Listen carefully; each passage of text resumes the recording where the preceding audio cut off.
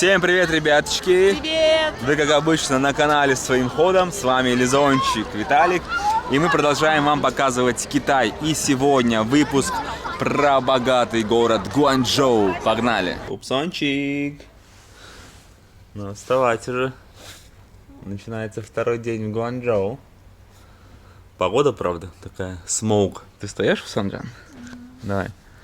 Надо идти. И сегодня ночью мы уже улетаем с тобой в Шанхай. Второй день в Гуанчжоу, друзья. Мы проснулись, спали без кондиционера, потому что здесь он вообще не нужен. Китайцы же, они любят все копировать. Ребят, смотрите. Похоже на что? Похоже на 7-Eleven, но это помидор. Он все скопировал с 7-Eleven, который находится прямо рядышком.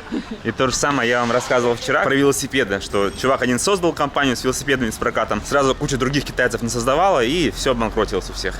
Девчонки на улице кушают рисочек. Вот это самый дешевый вариант, друзья. Прямо на улице.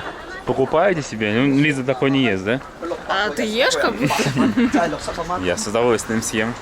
Но так как Лиза не ест, приходится под нее подстраиваться. И сейчас мы идем в какой-то ресторан. Ой, 5, ну да. 5 звезд, ну, 5А. Конечно, да. Слушайте его больше, он вам такую лапшичку на уши вешает. Можете уже кушать начинать. Снимать и есть. Вот так происходит у китайцев обед. Ну, обычный рабочий класс. Вот так вот они на улице кушают с чемоданчиками. Вот бабушка курит сигареточку на расслабончике. Мы еще не весь Гуанчжоу посмотрели, но с виду, знаете, обычный город, такой мегаполис, как бы, ну, ничего такого необычного, что прям вот вау, я в шоке, какие там вообще потрясающие виды. Просто город, много китайцев, ходишь, гуляешь, прохладненько, свежо, да тебе как? Ну, так, не так заходит, как иногда бывает. Приезжаешь в какой-то город, и ты прям впечатлен, и хочешь еще раз туда приехать. Вот такого эффекта нет, как, например, Гонконг. И, друзья, специально для вас наработка своим ходом. Вы же знаете, что мысли материальны, все, что у вас в голове, так у вас все и будет. Я теперь каждый раз, когда встаю, пою песню «Самый лучший день».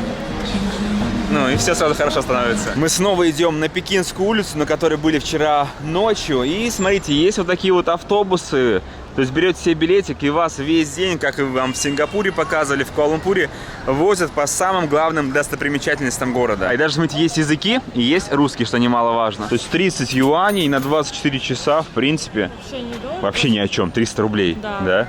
В Сингапуре и в Куала-Лумпуре гораздо дороже было. И вот из карты, видите, и по всем этим храмам ездите. Смотрите, ребята, вот такие чуваки. Не успел снять.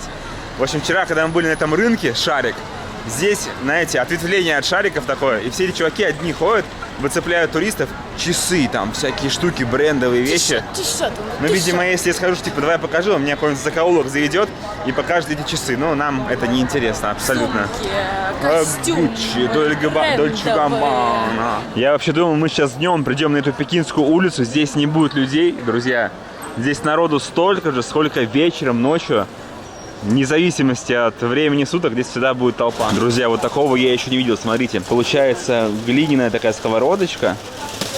В фольгу заливают воду, закидывают вот сюда морепродукты. И прям в фольге получается суп. И вот здесь, видите, все сидят, кушают из этой фольги. Классно, атмосферно.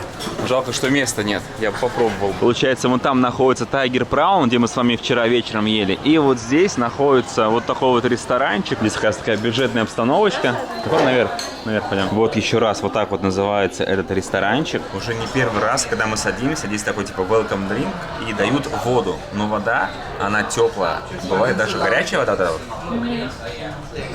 Дают прямо горячую воду, знаете почему? Потому что горячая вода, она гораздо полезнее, чем пить холодную. Уже принесли первую порцию, это 3 вот такие пельмешки, и я совершил ошибку. Они на картинке очень маленькие, я набрал вообще много всего. А тут, по ходу дела, только 3 этими пельмешками можно объесться. Очень сочная. Получается свинина, перемешанная с луком. Сочный, мощный димсамчик, сверху креветочка и внутри свинина.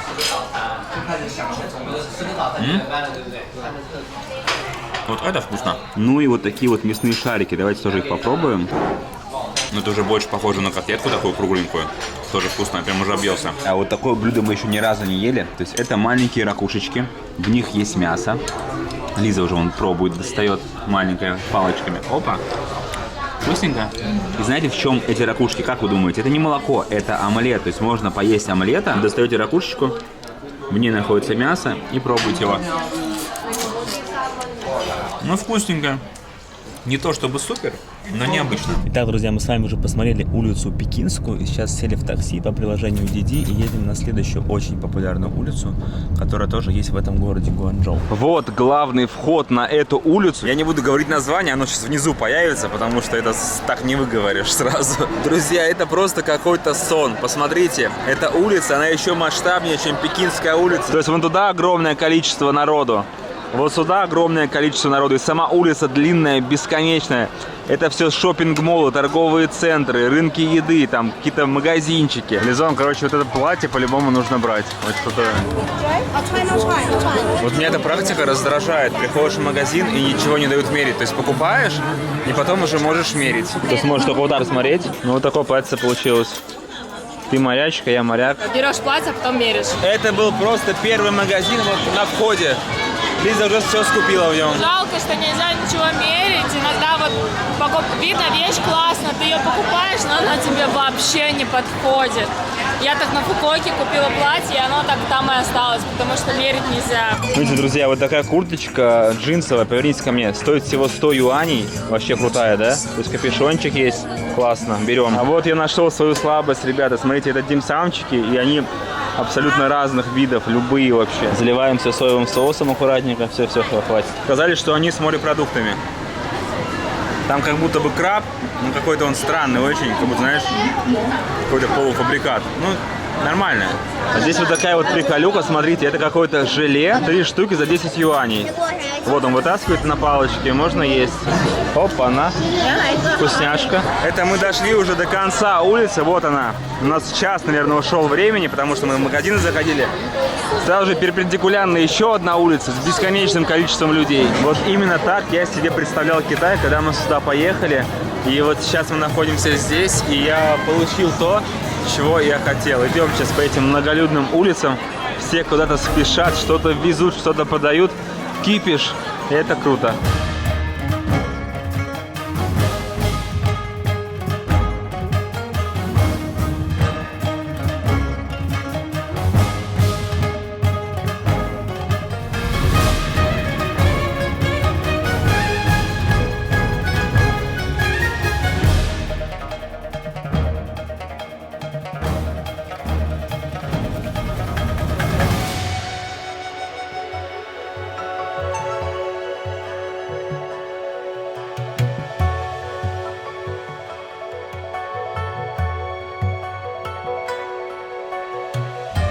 Не знаю, в чем прикол, но эти шарики прозрачные, внутри них находятся игрушки вот такие.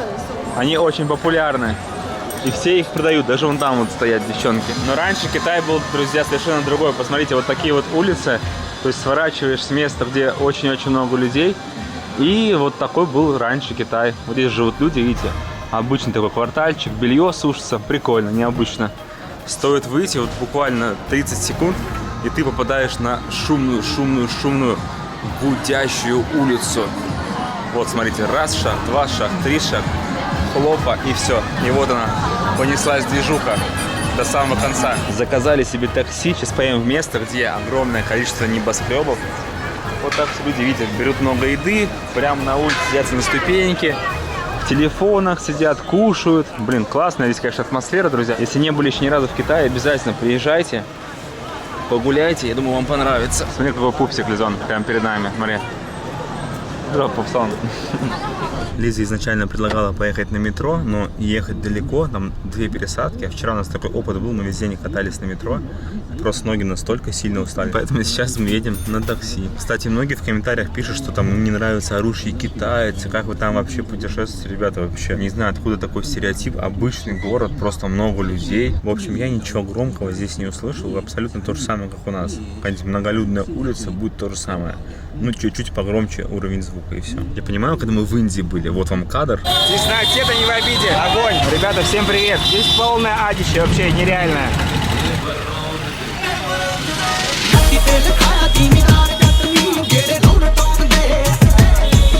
Вот это громко. У нас на карте эта площадь отмечена как Хуаченг, так она и называется.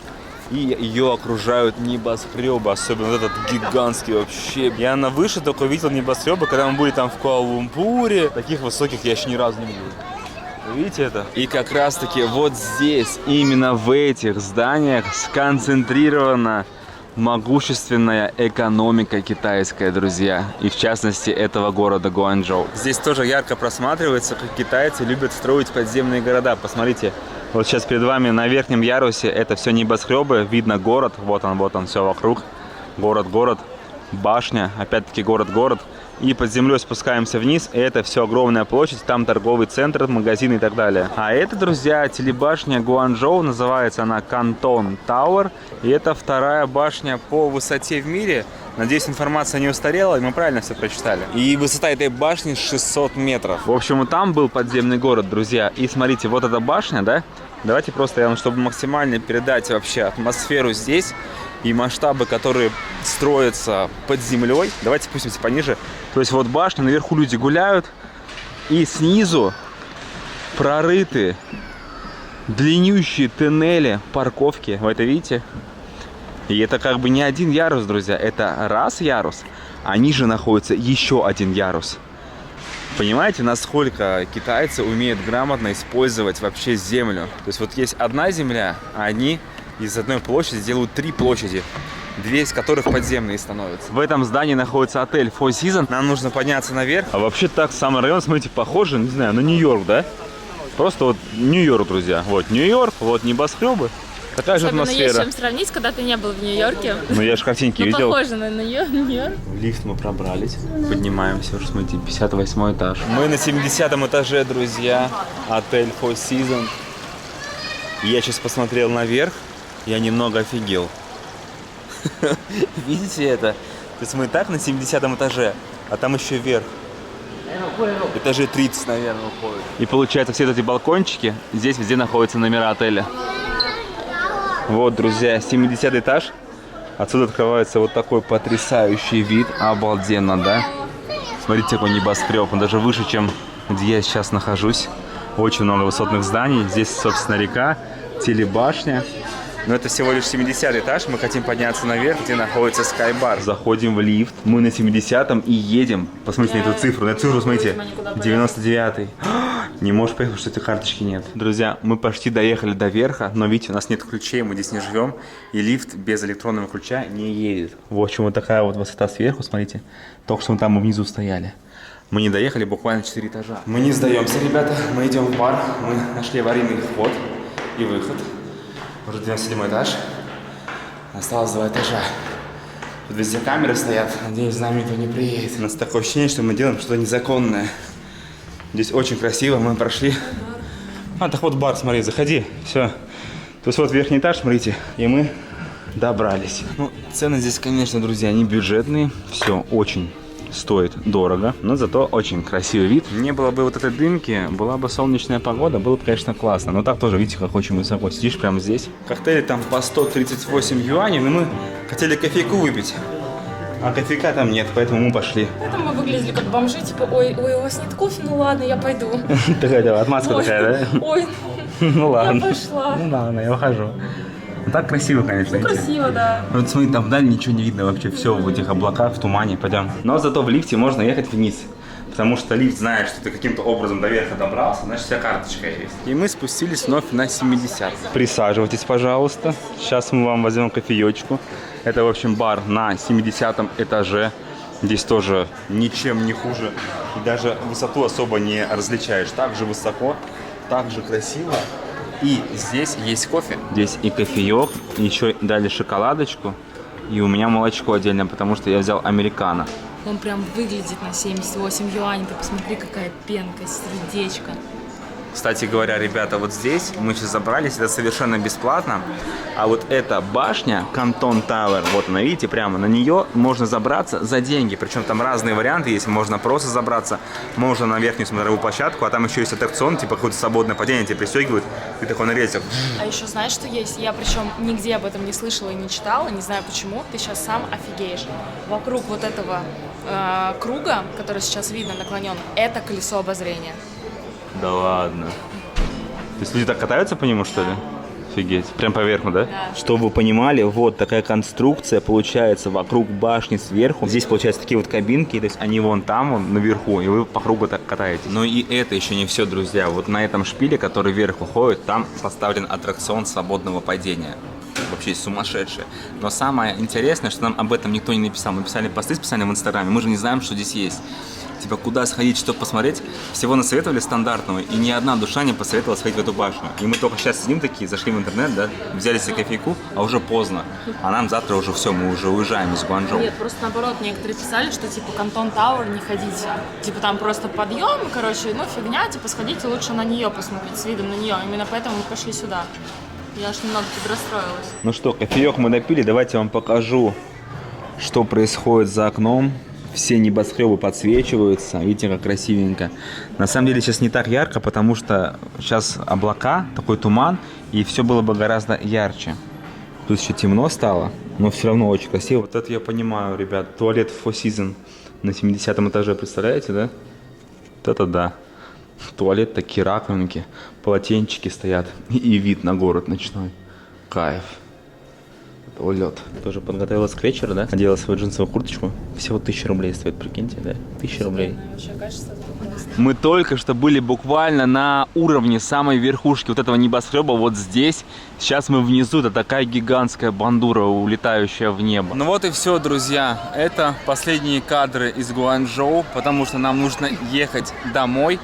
И завтра мы уже, точнее уже сегодня ночью, мы отправляемся в Шанхай. Летим. Шанхай! Нас ждет Шанхай. Ну, здесь, конечно, невозможно что-то вам передать. Я в шоке. И такой красоты, столько разных светящихся небоскребов еще ни разу не видел. Это смотрится очень круто.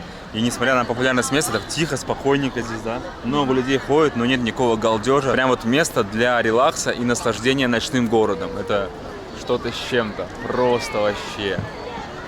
обалденно. Прямо перед телебашней, друзья, огромная площадь. Смотрите, вот она здесь. Все светится, все блестит. И здесь очень классно сделано, что весь пол, он подсвечен такими плитами. Они все разного цвета. Везде внутри установлен свет. Он постоянно меняется. И это смотрится офигенски эффектно. Лизончик в шоке, да? Вот это, блин, вот это нанотехнологии. Вот вечером здесь действительно красиво. Я очень часто говорю, что, друзья, я не могу никак передать атмосферу. Но вот здесь атмосферу по-любому передать вообще невозможно. Даже если вот так вот я камерой покручу эту площадь, вам покажу, вы увидите эти светящиеся здания, это все равно, это ничто. Это нужно стать здесь, все это вот так вот в 360 градусов через себя пропустить, и тогда вы поймете, что такое ночной Гуанчжоу. Так удобно все сделано. Посмотрел на город, насладился. Спускаешься на нижний ярус, здесь торговые комплексы, и здесь же находится метро. На самом деле, друзья, мы Гуанчжоу вообще не успели посмотреть. 2 дня очень мало. Я бы здесь даже, знаете, неделю бы позависал, везде бы пошлялся, все бы поснимал. Но мы сюда вернемся. Вход в метро, как обычно, проверяется досконально. Мы вышли из метро, ребят, смотрите, дедушка играет. И фишка в том, что, смотрите, можно денежку кинуть, а еще есть, видите, WeChat и Alipay. Вот эта система.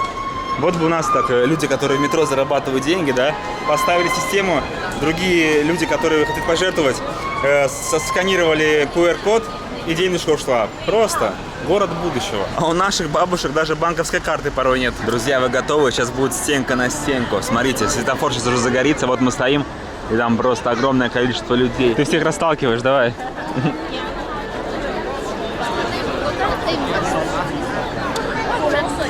Красава, мы справились. Да, был на сторис. Добро пожаловать в хаос, который у нас в номере, друзья. Если у вас также в номере, то ставьте жирный лайк. Вообще мы с вами прощаемся, потому что завтра уже начинается новый выпуск. Вот вам последний вид на ночной Гуанчжоу. Все, ребят, мы вас всех обнимаем, целуем, любим и говорим до встречи в следующем выпуске. Не забывайте подписываться на наш инстаграм-аккаунт, группу ВКонтакте. И всего вам наилучшего. Пока-пока, увидимся.